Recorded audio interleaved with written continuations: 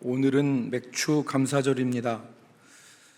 전국교회는 7월 첫 주를 맥주 감사절로 지키는데 오늘날 성도들이 이 맥주 감사주일의 의미를 명확하게 알지 못하고 또 맥주 감사절에 대한 오해도 덜어 있는 것 같습니다. 그래서 오늘은 이 성경의 절기와 절기에 담긴 의미를 우리가 잠시 살펴보려고 합니다. 첫 번째로 우리가 같이 생각할 것은 맥주절에 대한 무지와 오해에 대해서 우리가 같이 생각해 보겠는데, 맥주절에 대한 대표적인 오해는 우리가 맥주절을 한자로 보리맥자를 쓰기 때문에 보리를 추수하는 절기로 알고 있는데, 그리고 성경에서는 이 보리와 밀을 구분하지 않는다, 그렇게 아는 것입니다. 그래서 우리 한자에서는 보리맥이 보리를 의미하기도 하고 또 소맥이라고 하는 밀도 의미하기 때문에 둘이 같은 것이다, 이렇게 생각을 합니다. 그렇지만 성경은 그렇지 않거든요. 그래서 그런 오해가 있고, 더 나아가서 성도들이 성경의 절기에 대한 이해가 정확하지 못합니다. 그래서 이 이해가 정확하지 못한 것은 성경이 말씀하시는 그 구원의 의미에 대해서도 정확하게 이해하지 못하는 결과를 가져옵니다. 그래서 오늘 그 의미를 살펴보겠고요. 두 번째, 맥주절에 대한 오해는 이 맥주절이 오늘날 우리와 관련이 없다고 생각하는 것입니다. 보리가 됐던 밀이 됐던 우리가 농사를 짓지 않는데 이스라엘의 농사 원력에 맞춘 맥주 감사절을 오늘날 우리가 지킬 필요가 있겠느냐라는 생각을 하는 것입니다. 올해 2026년 1월 12일자 한 기독교 신문에 이런 기사가 나왔습니다. 2026년 교회력 절기의 의미와 날짜. 2026년에 교회의 교회력 또 절기, 그 의미와 날짜라고 하는 제목으로 기사가 났는데, 그 기사의 내용을 그대로 인용하면 이렇습니다. 7월 첫 주일인 7월 5일은 맥주 감사주일이다. 오늘이 7월 5일이죠. 구약에서는 6월절 후 일곱째 주에 지켰다고 해서 77절이라고도 했다. 맥주 감사절은 보리와 모맥 추수가 이루어진 직후 행해지던 히브리인들의 전통적인 절기인 맥주절을 본딴 것이나 직접적인 연관은 없다는 의견도 있다. 요즘 보리 농사를 잘 짓지 않을 뿐더러 도시 인구가 훨씬 많아 맥주절을 지키지 않는 교회가 늘고 있는 추세다. 이게 크리스찬 투데이라고 하는 기독교 신문의 1월 12일자에 난 기사입니다. 기자의 생각인지 혹은 사람들의 생각을 옮긴 것인지는 정확하지 않지만, 요즘 보리농사나 밀농사를 짓지 않는 상황에서 맥주절을 잘 지키지 않는 추세이고 우리와 큰 상관도 없다는 것이 요지입니다. 이러한 인식은 성경이 말씀하는 절기의 의미를 이해하면 교정될 수 있고, 오히려 절기의 의미를 바로 알고 나면 나와 상관없는 것이 아니라 놓치지 말아야 할 중요한 것으로 붙잡을 수가 있습니다. 그래서 우리는 두 번째로 성경이 말씀하시는 이스라엘의 3대 절기에 대해서 우리가 생각해 보겠습니다. 하나님께서는 모세를 통해서 율법에서 이스라엘 백성들에게 1년에 3번 절기를 지키고 여호와 하나님 앞에 나오라고 명령하셨습니다. 신명기 16장 16절, 여기만 나오는 것이 아니라 다른 곳에도 많이 나오는데, 너희 가운데 모든 남자는 1년에 3번 곧 무교절과 칠칠절과 초막절에 내 하나님 여호와께서 택하신 곳에서 여호와를 배웁되 빈손으로 여호와를 배웁지 말고 그랬습니다. 여기 무교절, 77절, 초막절이 3대 절기인데 77절이 곧 맥추절입니다. 그래서 출애굽기 34장 22절에는 77절 곧 맥추의 초실절을 지키고 새말에는 수장절을 지키라 그렇게 말했는데, 앞에서 언급한 대로 이스라엘의 이 3대 절기는 이스라엘의 농사 시기와 관련이 있습니다. 먼저 무교절은 6월절 다음 날부터 일주일 동안 지키는 절기로 누룩을 넣지 않는 떡, 즉 무교병을 먹는 절기입니다. 여기 한자의 교자는 효자로도 읽을 수 있습니다. 우리가 효소 할 때 그 효자고, 이게 그 누룩 교자라고 하죠. 그래서 누룩이 없는 떡을 일주일 동안 먹는 절기라 그래서 무교절이라고 하는 것입니다. 이스라엘의 농사와 관련해서 이 무교절 가운데 행하는 일이 있는데, 그것이 바로 그 해에 처음 익은 곡식단을 여호와께 드리는 것입니다. 처음 익은 곡식단을 여호와께 드리는 걸 무교절 다음 날 하나님 앞에 드렸어요. 그래서 레위기 23장 6절 말씀에 보면 이달 15째 날은 여호와의 무교절이니 이래 동안 너희는 무교병을 먹을 것이요, 그렇게 무교절에 대해서 말씀한 이후에 이어지는 23장 10절로 11절 말씀에 보면은 그 무교절 안식일 이튿날 추수한 첫 곡물의 첫 이삭, 그러니까 이삭을 뱄을 때 그 첫 이삭 한 단을 제사장에 가지고 와서 여호와께 드리게 했습니다. 23장 10절로 11절 말씀에 보면 이스라엘 자손에게 말하여 이르라. 너희는 내가 너희에게 주는 땅에 들어가서 너희의 곡식을 거둘 때에 너희 곡물의 첫 이삭 한 단을 제사장에게로 가져갈 것이요, 제사장은 너희를 위하여 그 단을 여호와 앞에 기쁘게 받으심이 되도록 흔들되 안식일 이튿날에 흔들 것이며, 여기 안식일 이튿날은 무교절 안식일 다음 날을 의미하는 것입니다.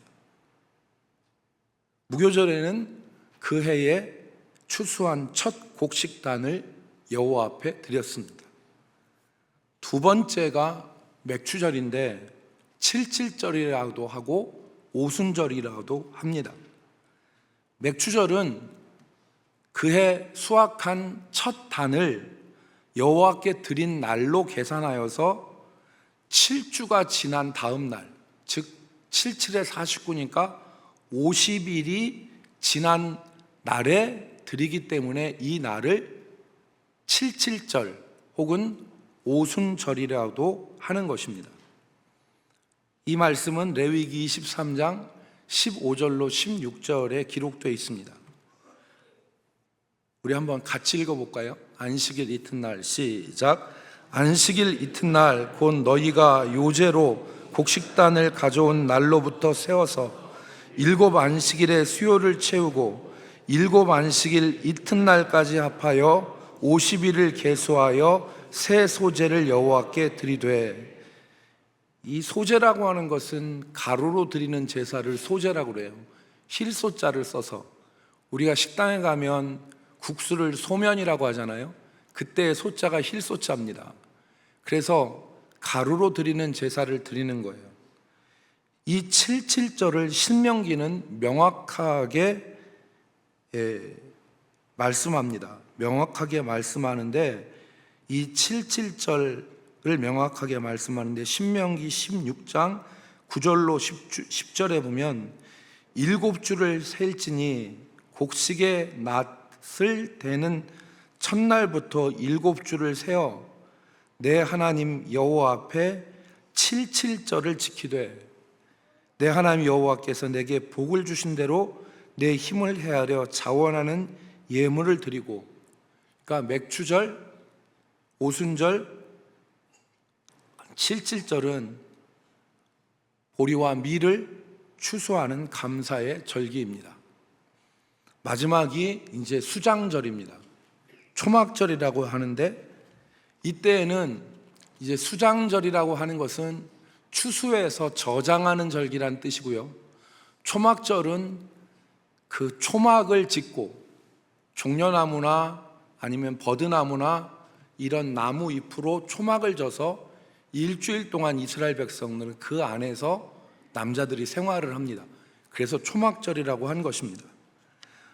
이때는 포도와 무화과, 올리브, 대추야자, 석류 같은 열매를 수확하여 저장하기 때문에 수장절이라고 한 것입니다. 한 해의 농사가 끝나는 시점이고, 특이한 것은 이스라엘 백성들이 이 추수를 마치고 저장한 이후에 광야로 나가서 초막을 짓고 일주일 동안 거기서 생활했다는 것입니다. 추수의 풍요함을 경험했지만 그들 조상들이 광야에서 지낸 것을 기억하며 하나님께 감사하는 절기가 이 초막절, 수장절입니다. 여러분, 무교절, 또 맥추절, 초막절은 이스라엘의 3대 절기이고 이스라엘의 삶의 기반이었던 농사와 연관되어져서 지켜졌습니다. 이것만 안다면, 이것의 의미만 있다면 맥추절은 또 수장절은 우리 맥추감사절이나 추수감사절과 하등의 관계가 없을 거예요. 별 관계가 없을 겁니다. 그러나 중요한 것은 이스라엘의 3대 절기에 구속사적인 의미가 있다는 것을 우리가 반드시 알아야 됩니다. 여호와 하나님께서 말씀하신 이스라엘의 3대 절기는 단순히 농사와 관련돼서 말씀하신 것이 아닙니다. 이 절기는 이스라엘을 애굽에서 해방시키시고 자유하게 하시고 영원한 하나님의 나라를 주실 하나님의 구원 역사를 담고 있습니다. 이것이 더 중요합니다. 이스라엘 농사는 형식이고 구원의 역사가 그 형식에 담긴 내용이라고 말할 수 있는 것입니다. 그런 의미에서 절기를 다시 보면, 첫 번째, 무교절은 죄악 가운데서 우리를 건져내신 하나님의 은혜를 기억하는 날이 무교절입니다. 성경에서 누룩은 죄악을 상징합니다. 예수님은 바리새인들의 누룩을 주의하라 그렇게 말씀하셨어요. 누룩, 이 곰팡이가 퍼지면 음식이나 옷은 사용하지 못합니다. 유월절이 어린 양이신 예수 그리스도의 피로 죽음을 당치 않고 죽음이 우리를 넘어가신 날을 기념하는 것이 유월절인데, 이것은 전적인 하나님의 은혜죠. 그런데 무교절은 그 다음 날부터 일주일을 지켜요. 무교절에 왜 누룩이 없는 떡을 먹느냐? 우리 삶 가운데서 죄악을 찾아서 없애는 의미가 있기 때문에 그런 것입니다. 죄악에서 건짐받아서 생명을 건진 하나님의 자녀들은 그 삶이 어떠해야 되냐? 그 삶에서 죄를 없애려고 노력해야 돼요. 예수를 믿고 하나님의 사람이 됐는데 여전히 죄 가운데 거하고 죄를 상징하는 누룩을 먹는다는 것은 하나님의 백성들로 맞지 않는 것이죠. 그래서 유월절 지난 다음 날부터 일주일을 지키는 무교절에 이스라엘 백성들은 촛불을 켜면서 자기 집에 누룩을 찾아서 다 갖다 버립니다. 이건 무엇을 의미하느냐? 내 삶에, 내 집에, 내 가정에 죄악이 깃들지 않게 하겠다는 것을 의미하는 것이에요. 아까 제가 뭐라고 했습니까, 여러분? 이 무교절 일주일을 지키는 가운데 안식일 이튿날 곡식의 첫 단을 여호와 하나님 앞에 드린다고 그랬죠. 그 해 추수한 낫을 벤 첫 곡식단을 제사장에게 가지고 와서 하나님 앞에 드린다고 했어요. 이것은 대단히 중요한 의미를 담고 있습니다. 여러분, 이 곡식단은 보리 추수였을 것이거든요. 왜냐하면 이스라엘은 지중해성 기후예요. 여러분, 텔아비브나 아니면 지금 우리가 있는 시돈, 두로 이런 쪽이 다 지중해하고 지금 접해 있잖아요. 그래서 지중해성 기후이기 때문에 우리하고는 달라요. 그래서 이 사람들은 우기가 언제 시작되냐면 10월부터 11월에 시작이 돼요. 그때부터 우기가 시작돼요. 그러면 10월, 11월에 비가 오니까 땅이 부드러워지고 수분이 있으니까 그때 뭘 뿌리냐면 그때 파종해요. 그때 파종하는데 그때 파종하는 게 뭐냐면 밀과 보리를 같이 뿌려요. 우리나라는 보리 심고 그 다음에 그 보리 거둔 다음에 그 밭 논에다가 물대서 벼를 심잖아요. 그래서 이모작을 하잖아요. 그런데 이 사람들 그러지 않아요. 10월, 11월 우기 때 밀하고 보리를 각각 뿌려요. 그런데 한 5월 정도 되면 그때 성경에서 말하는 이른 비가 파종할 때 내리는 비고 5월 달 정도 돼서 곡식 추수할 때 내리는 비가 늦은 비예요. 이른 비와 늦은 비로 이 밀과 보리가 확 자라요. 그래서 밀과 보리가 같은 시기에 추수하느냐? 아니에요. 같은 시기에 추수하는 게 아닙니다. 보리가 한 달 정도 먼저 나와요. 그래서 보리 추수가 하고 한 달 후에 밀을 추수하는 거예요. 성경에서 아까 제가 말씀드렸잖아요. 밀과 보리를 구분하지 않는다고 생각하는 사람들인데 아닙니다. 성경은 분명히 구분합니다. 우리가 그것을 어떻게 알 수 있느냐? 출애굽기를 보면 알 수 있어요. 여러분, 출애굽기 9장 31절 32절 말씀에 보면 이스라엘과 같은 지역권인 애굽에 하나님께서 우박을 내리실 때, 애굽에 우박을 내릴 때 애굽의 농산물들이 다 우박, 이 주먹덩이만한 우박으로 다 피해를 받잖아요. 10가지 재앙 중에 하나지 않습니까? 그때를 기록한 9장 31절 32절에 이렇게 기록했어요. 그때 보리는 이삭이 나왔고 삼은 꽃이 피었으므로 삼과 보리가 상하였으나 그러나 밀과 쌀보리는 자라지 아니한 고로 상하지 아니하였더라. 성경이 밀과 보리를 구분하죠. 그리고 보리가 먼저 이삭이 나와서 그때 이삭이 나온 보리는 우박에 맞아서 삼과 함께 피해를 입은 것이고 밀과 쌀보리는 아직 나오지 않았기 때문에 피해를 안 봤다는 거예요. 여기만 나오냐? 그렇지 않아요. 룻기에 보면 룻이 모압으로 10년 살다가 쫄쫄 망해서 다 돌아오잖아요. 그때 돌아올 때는 성경을 룻기 1장 마지막 절에 보리 추수하는 때라 그랬어요. 룻기 1장 22절, 나오미가 모압 지방에서 그의 며느리 모압 여인 룻과 함께 돌아왔는데 그들이 보리 추수 시작할 때에 베들레헴에 이르렀더라.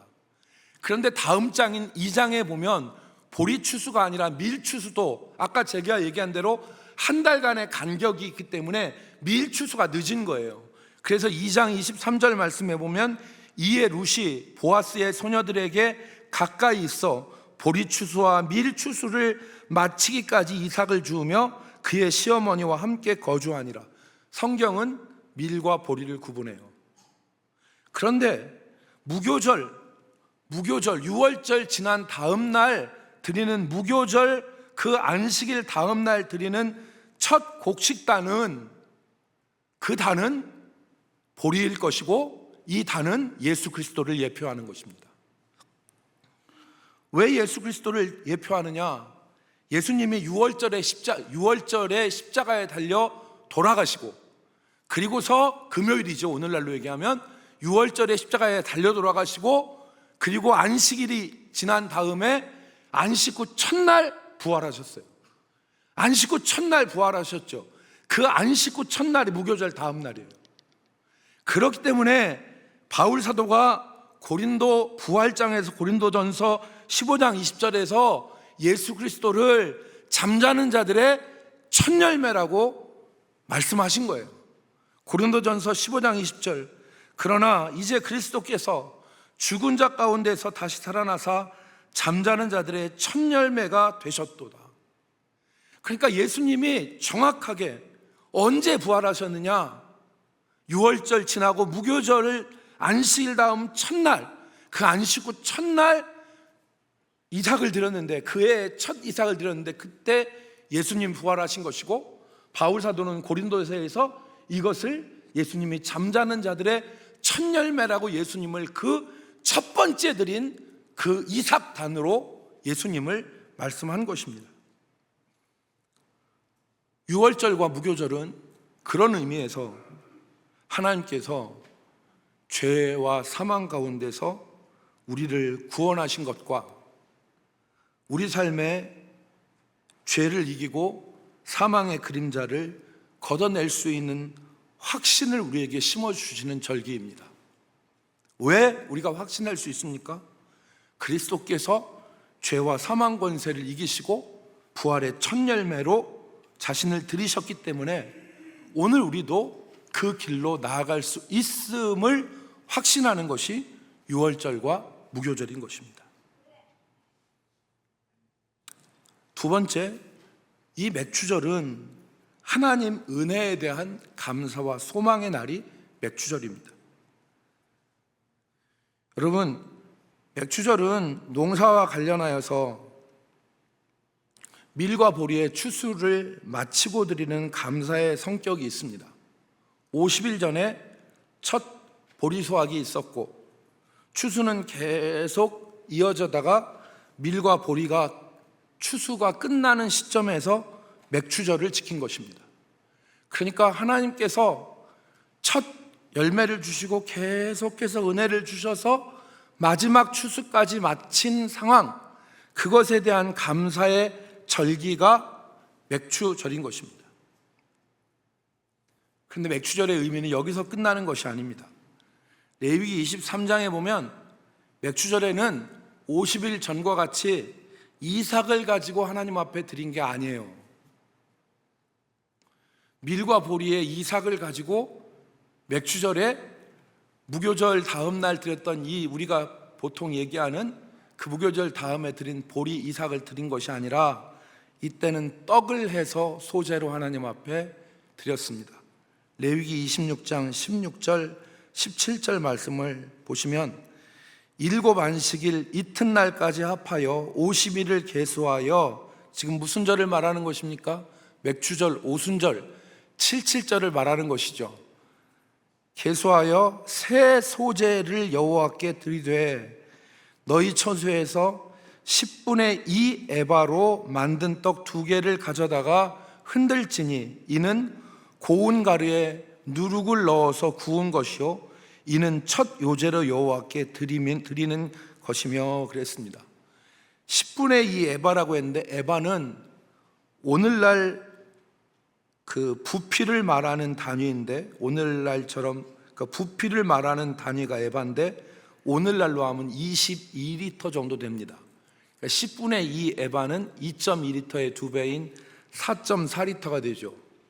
여러분이 자주 사용하시는 1.5리터 콜라병 3개 정도의 부피의 떡을 2개 만들어서 여호와 앞에 드리는 것입니다. 왜 떡으로 드렸을까요? 이 떡은 곡식이 가공되어야만 가능한 것이 떡입니다. 밀을 추수하여서 찢고 빻고 그리고 갈고 쪄서 만든 것이 떡입니다. 학자들은 이 소재로 떡을 만들어 드리는 것은 우리가 부서지고 깨지고 정결하게 되어서 하나님이 받으시기에 합당한 그리스도인이 되는 것을 의미하는 것으로 해석합니다. 우리 속에 착한 일을 시작하신 이가 그리스도 예수의 날까지 우리의 거칠고 모난 부분을 다듬으시고 그리스도 안에서 새 사람을 만드시는 것을 상징하는 것이라고 해석합니다. 우리가 하나님의 사람으로 변화되어질 것을 그린 것입니다. 떡 2덩이를 드리는 것도 학자들은 이방인과 유대인을 상징하는 것이라고 해석합니다. 그리스도 안에서 이방인과 유대인이 전에는 원수가 되었고, 전에는 육신의 정욕을 따라 살아가는 옛사람으로 살았지만, 그리스도 안에서 새로운 피조물, 그리고 그리스도 안에서 하나의 새 사람이 되어서 하나님이 받으실 만한 성도로 변화되어지는 것이 이 맥추절에 드리는 떡의 의미다. 여러분, 맥추절은 하나님이 베풀어 주신 은혜를 기억하고 하나님이 우리를 온전하게 하시기 위하여서 베풀어 주실 은혜를 소망하여 드리는 것이 바로 이 맥추절입니다. 지금까지 하나님이 나에게 베풀어 주신 은혜를 감사하고, 그리고 나를 온전하게 하시기 위해서 베푸실 은혜를 소망하며 드리는 것이 바로 맥주 감사절입니다. 오늘 우리가 읽은 이 사도행전의 초대교회가 이 오순절, 77절, 맥추절에 성령을 받은 것은 우연이 아닙니다. 우연인 것 같지만 그렇지 않습니다. 여러분, 제자들이 어떤 사람들이었습니까? 제자들이면서도 믿지 못하고 두려워하고 제자답지 못한 삶을 살았는데, 이 오순절에 임한 성령 강림을 통해서 180도 변화되었습니다. 온전하게 되었습니다. 이것이 의미하는 바가 무엇이냐? 하나님의 백성들을 온전한 맥추절의 두 덩이 떡과 같이 만들 수 있는 것은 오직 성령의 역사로 가능하다는 것을 말씀하시는 것입니다. 이미 우리에게 베풀어 주신 은혜로 우리가 살지만, 우리가 온전한 사람이 되어지는 것도 하나님이 베풀어 주실 은혜로 가능한 것이다. 이것을 바라보게 하는 것이죠. 여러분, 우리가 죄를 이기고 두려움을 이기고 불신앙을 이기고 온전한 그리스도인으로 변화되어지는 것은 다른 것에 있는 것이 아닙니다. 오늘 맥추절에 내린, 오순절에 내린 하나님께서 약속하신 성령의 능력을 통해서만 가능한 것입니다. 오늘 우리에게 이것을 바라보게 하는 것입니다. 여러분, 아까도 말씀드렸지만 예수님의 죽음과 그리고 부활과 승천과 성령 강림이 우리가 지금까지 살펴본 이스라엘의 절기, 유월절과 무교절과 맥추절과 정확하게 일치합니다. 예수님은 유월절에 십자가에 달려 돌아가셨습니다. 그리고 무교절을 지난 다음 이튿날 부활하셨습니다. 그리고 40일 동안 제자들과 함께 부활하신 예수님이 제자들을 가르치셨어요. 그리고 예수님이 부활 승천하신 이후에 열흘 동안 제자들은 오로지 힘을 다하여 마음을 같이하여 합심하여 기도하였습니다. 그리고 나서 임한 것이 무엇입니까? 오순절의 성령 강림이죠. 여러분, 사도행전 1장 3절 4절 말씀 보면 뭐라고 기록됐습니까? 그가 고난받으신 후에 또한 그들에게 확실한 많은 증거로 친히 살아계심을 나타내사 40일 동안 그들에게 보이시며 하나님의 나라의 일을 말씀하시니라. 부활하신 주님이 40일 동안 제자들을 가르치신 거예요. 그리고 4절 말씀에 보면 사도와 함께 모이사 그들에게 분부하여 이르시되 예루살렘을 떠나지 말고 내게서 들은 바 아버지께서 약속하신 것을 기다리라. 약속하신 것이 무엇입니까? 성령입니다. 그것을 기다리라고 했을 때 제자들은 120명이 마가의 다락방에 모여서 오로지 기도한 거죠. 10일 동안 기도하고 맥추절 오순절이 당도한 거예요. 1장 14절, 오늘 우리가 읽은 1장 14절에 뭐라고 했습니까? 여자들과 예수의 어머니와 제자들이 여자들과 예수의 어머니 마리아와 예수의 아우들과 더불어 마음을 같이하여 오로지 기도하니라. 며칠 동안? 열흘 동안. 그리고 오순절에 모여서 기도할 때 저들에게 성령이 임한 것입니다. 그러니까 오늘 여러분, 맥추절은 단순히 밀농사 짓고 보리농사 지어서 하나님 앞에 감사하는 절기가 아닙니다. 하나님께서 우리를 죄악 가운데서 건져내시고 잠자는 자의 첫 열매가 되신 그리스도를 따라 온전한 떡덩이로 드려지게 하기 위해서 성령을 주시고 온전한 삶으로 이제 우리가 다음 주에 함께 나눌 주님과 함께 거하는 풍성함에 이르도록 소망하게 하시는 절기가 바로 맥주 감사절입니다. 사랑하는 성도 여러분, 이 구원의 은혜를 기억하고 이 구원의 빛이 우리 가운데서 희미하게 되거나 꺼지지 않도록 힘써야 되겠습니다. 바울 사도는 디모데전서 4장 1절에 그러나 성령이 밝히 말씀하시기를 후에 어떤 사람들이 이 믿음에서 떠나 미혹하는 영과 귀신의 가르침을 따르리라, 그렇게 말씀하셨습니다. 우리에게 허락하신 이 구원의 빛이 희미해져서 어떤 사람들은 이 믿음에서 떠나 미혹하는 영과 귀신의 가르침을 따르는 사람도 있고, 디모데전서 1장 19절에서 어떤 사람은 이 착한 양심을 버렸고 이 믿음에 있어서는 파선하였다, 그렇게 말씀을 하였습니다. 오늘 본문의 말씀이 우리에게 교훈합니다. 참 믿음과 변화는 우리를 맥주절의 고운 떡이 되게 하시는 그 역사는 성령의 역사와 권능으로 가능한 것이다. 하나님의 은혜로 가능한 것이다. 성령은 교회가 마음을 같이하여 기도할 때 주어지는 것이고, 이 성령의 은혜로만 우리가 온전한 그리스도인이 될 수 있음을 말씀하는 것입니다. 사랑하는 성도 여러분, 말씀을 정리하도록 하겠습니다. 우리가 단지 머리로만 안다고 해서 변화되지 않습니다. 아무리 좋은 계획을 짜고 마음 먹는다고 해서 변화가 일어나는 것이 아닙니다. 우리를 변화시키시는 성령의 역사, 성령의 도우심이 있어야 하는 것입니다.